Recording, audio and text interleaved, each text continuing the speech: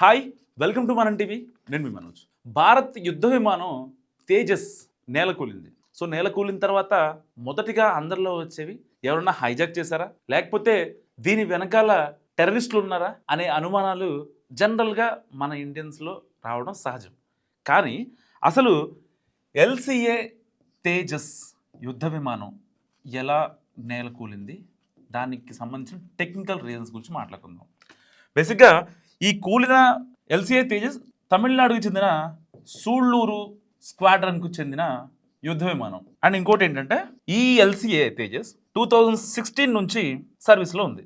ఈజీగా తేజస్కి ఉన్న main advantage ఏంటంటే బేసిక్గా ఈజీగా దిశని మార్చేసుకుంటుంది. సపోజ్ ఫర్ ఎగ్జాంపుల్ ఇలా వెళ్తుంది అనుకోండి, దానికి మళ్ళీ పైకి లేగడం లేకపోతే కిందకి రావడం చాలా సింపుల్.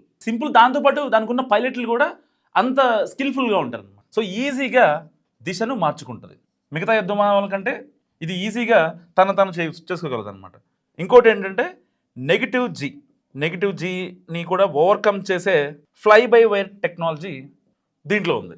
సో అసలు ఎల్సిఏ తేజస్ లాంటి అత్యాధునిక యుద్ధ విమానం, దాంట్లో వాడే టెక్నాలజీస్ కావచ్చు, వీటన్నిటికీ అంటే మిగ్ ఎయిర్వేస్ ఎప్పుడైతే మీకు గుర్తుండదు కదా, MiG-21 ఎయిర్వేస్ ఎప్పుడైతే మనం యుద్ధ విమానాల్లో తీసేసామో అప్పటి నుంచి తేజస్ని చాలా నెక్స్ట్ లెవెల్ యుద్ధ విమానంగా మనం పరిగణిస్తాం.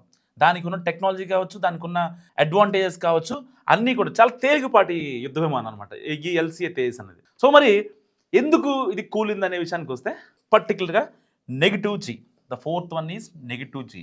సో నెగిటివ్ జీకి దీన్ని ఓవర్కమ్ చేసే మనకి ఫ్లై బై వైర్ టెక్నాలజీ కూడా మన దగ్గర ఉంది. మరి ఎందుకు మరి నెగిటివ్ జీ అని చెప్తున్నారు? అసలు నెగిటివ్ జీ అంటే ఏంటి?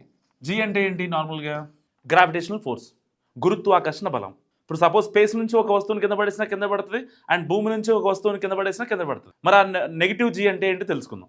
సో ఇప్పుడు ఈ నెగిటివ్ జీ ఎందుకు రీజన్ అయిందంటే బేసిక్గా ఈ తేజస్ అనే యుద్ధ విమానం ఈ లూప్ షో చేసింది.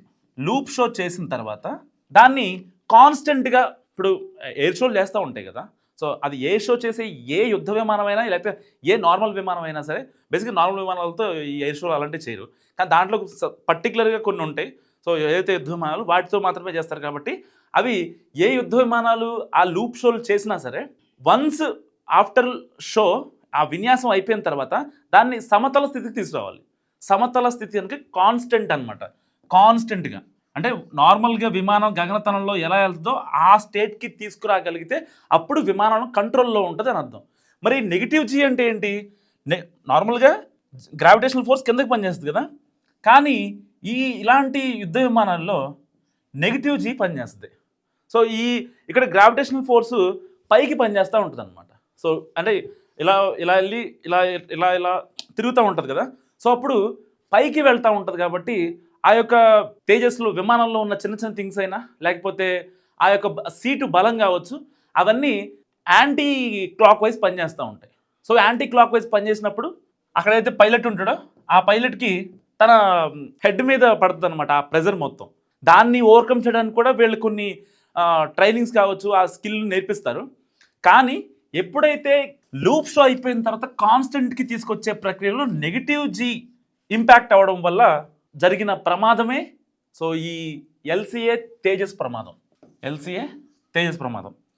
సో సాధారణంగా గురుత్వాకర్షణకు అంటే ఈ గ్రావిటేషనల్ ఫోర్స్కి వ్యతిరేకంగా దిశలో విమానం ప్రయాణించినప్పుడు దానికి సంబంధించి ఏదైతే ఆ బలాలు మొత్తం వ్యతిరేకంగా పనిచేస్తాయి, యాంటీ క్లాక్ వైజ్ పనిచేస్తాయి. అంటే లైక్ నెగిటివ్ జీ అనమాట. సో నెగిటివ్ జీ పనిచేస్తున్నప్పుడు కిందకి వెళ్లకుండా ఆ పైలట్ ఏం చేస్తాడంటే పైకి వెళ్ళడానికి ప్రయత్నిస్తాడు. సో అప్పుడు జరిగిన మిస్టేకే ఈ యొక్క ఎల్సిఏ తేజస్ కింద పడిపోవడానికి కారణం. సో ఈ నెగిటివ్ జీ వల్ల ఆల్రెడీ దీన్ని ఓవర్కమ్ చేసే టెక్నాలజీ కూడా ఈ తేజస్లో ఉంది. ఎందుకంటే మ్యాక్సిమం అన్నీ కూడా నెగిటివ్ జీని ఒకవేళ మనం ఆన్ ఎయిర్లో దాన్ని రెక్టిఫై చేయాలన్నా ఈ పైలట్లు చాలా చాకచక్యంగా చేయాల్సి వస్తుంది. ఎప్పుడైతే ఆ లూప్ షోలు అవన్నీ చేసిన తర్వాత కాన్స్టెంట్ స్థితికి అంటే ఒక సమతుల్యతా స్థితికి తీసుకురావడానికి మధ్యలో జరిగిన ఒక ఘర్షణ వల్లే ఆ యుద్ధ విమానం కూలిపోయింది. అయితే దీని వెనకాల ఏదో కాన్స్పిరసీ ఉంది, ఉగ్రకుట్ర ఉంది అని ఇలాంటి మాటలు, సో అదంతా బక్వాస్ మాటలు నిజం చెప్పాలంటే. సో ఎల్సిఏ తేజస్ కూలిపోవడానికి కారణం ఈ యొక్క నెగిటివ్ జీ. సో నెగిటివ్ జీ గురించి మీరేమనుకుంటున్నారో మస్తుగా కామెంట్ చేయండి. చూస్తూనే ఉండండి మనం టీవీ.